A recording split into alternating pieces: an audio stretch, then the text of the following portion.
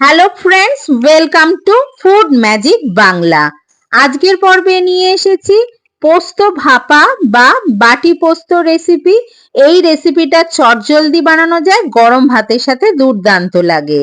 বাটি পোস্ত বানানোর জন্য একটা মিক্সার গ্রাইন্ডারের মধ্যে আমি 50 গ্রাম পোস্ত দানা দিলাম আর জল ছাড়াই একটা ভালো গুঁড়ো করে নিলাম। এবার এর মধ্যে দিয়ে দিলাম আমি একটু জল। এইভাবে আগে গুঁড়ো করে নিয়ে জল দিয়ে বেটে নিলে পোস্ত ভেজানো ছাড়াই মিক্সিতে খুব সুন্দর বাটা হয়ে যায়।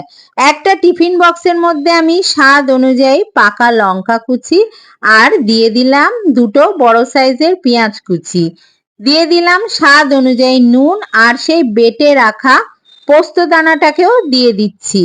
আমি এখানে পাকা লঙ্কা ব্যবহার করেছি, আপনারা চাইলে কাঁচা লঙ্কাও ব্যবহার করতে পারেন। পোস্ত বাটাটা দিয়ে দিলাম আর মিক্সার গ্রাইন্ডারের মধ্যে একটু পোস্ত লেগেছিল, সামান্য একটুখানি জল দিয়ে ভালো করে গুলে নিয়ে আমি দিয়ে দিলাম। আর দিয়ে দিচ্ছি আমি 1 টেবিল স্পুন সর্ষের তেল।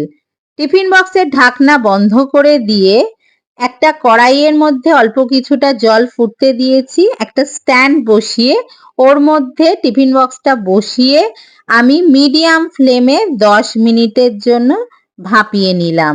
এবার এটা খুব গরম আছে, আমি সঙ্গে সঙ্গে পরিবেশন করছি না।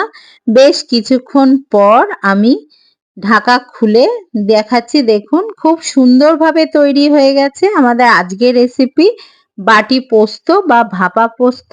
গরম ভাত দিয়ে খেয়ে দেখবেন, খুবই ভালো লাগে।